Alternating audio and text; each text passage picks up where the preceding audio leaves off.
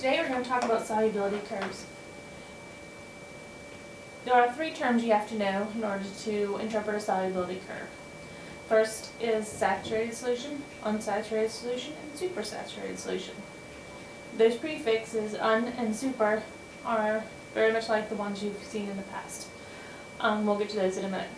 So saturated solutions contain the maximum amount of solute, and that on the line refers to the graph, which we'll be looking at in a moment.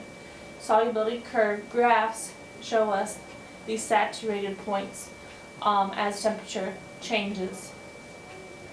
So a solubility curve has grams of solute per 100 grams of water on the y-axis and temperature along the x.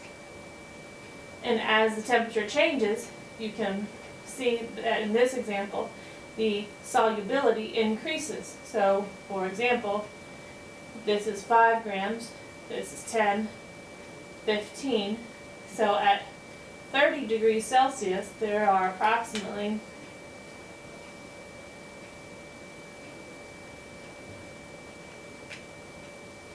about 14 or 13 grams of this solid, or whatever this solute is, in every 100 grams of water. So all of these points along the line are the saturation points. So let's look at an example question. At 10 degrees, what is the maximum amount of solute that will dissolve? So we go to 10 degrees, which should be right here. The maximum amount of solute that will dissolve is the saturation point. And so we look and we find on the graph that that's right around 6 grams. And again, that's for every 100 grams of water. Next, we'll have unsaturated. The term un means under or less than. So this is less than the maximum amount of solute.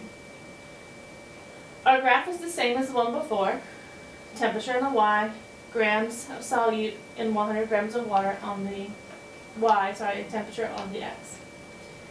So on this example, the question says, which salt is unsaturated if 15 grams is dissolved in 100 grams of water at 20 degrees? So we find 20 degrees and 15 grams. And where does that point? Where is that point? It is right here.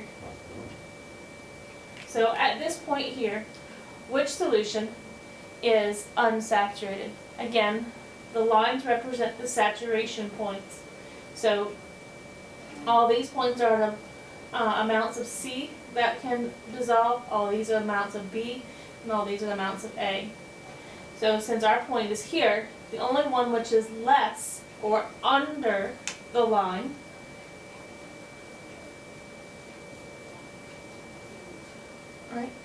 would be A. So our point is only under line A. And so A would be the solute which is unsaturated at 20 degrees and 15 grams.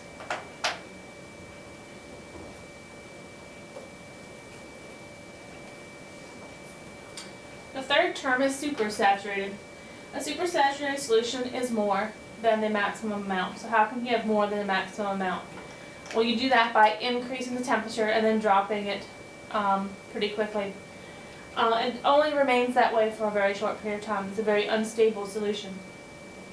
But again, you see a graph much like the one before. Right? And so this time our question is, which salt is supersaturated when 5 grams is dissolved in 100 grams of water at 10 degrees? So we find 10 degrees and 5 grams, and put a star. So I'll put my star here. 10 degrees and 5 grams. So again, super is more. So since it's more, these are that would have to be above the line. Right? So this point is only above one line, that's line, for the solute C.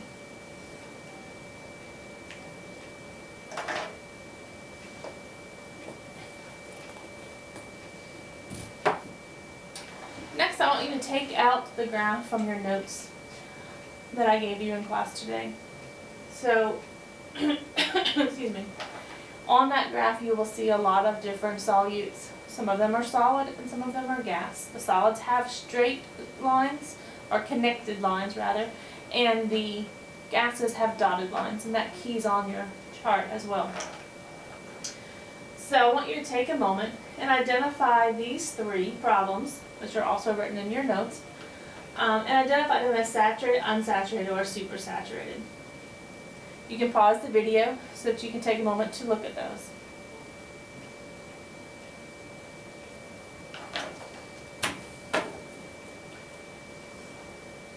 Number 1 is saturated, because if you plot the point of 120 grams and 55 degrees, you'll see that it falls directly on the line for sodium nitrate. Therefore, it is a saturated solution of sodium nitrate. On number 2, if you plot the point for 20 grams and at 50 degrees, you will find that it falls on the line for potassium chlorate. Therefore, that's a saturated solution of potassium chlorate. And then number 3, you have an unsaturated solution, because if you plot the point 120 grams and 70 degrees, you will find that it is underneath the line for potassium nitrate, therefore making it an unsaturated solution.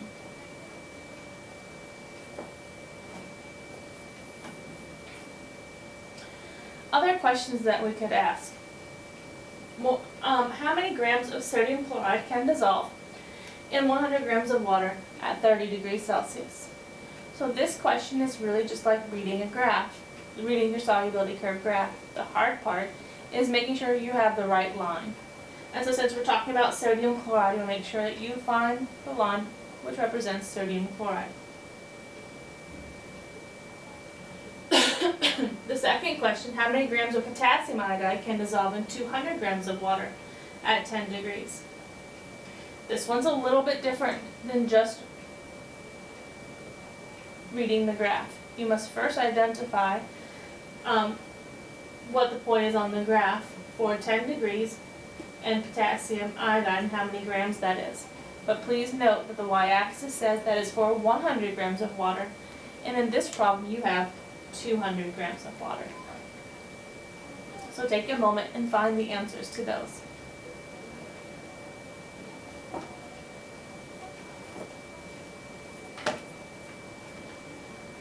Question 1 is about 40 grams. If you put 39 or 41, that's fine. It is reading the graph, and it can require some estimation.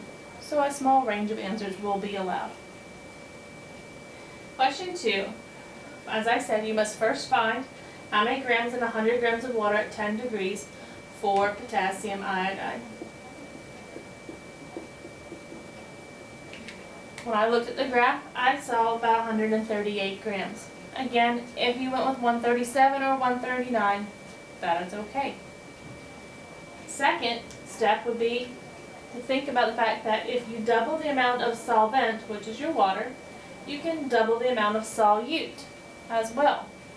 So 138 grams is saturated in 100 grams of water. But your problem has 200 grams of water. So this really just becomes a proportion. And so if you have 138 grams in 100 grams of water, that's equal to how many out of 200 grams of water? Obviously, you can also note that it's just doubling, so you would double that value. So twice up 138 would be 276 grams.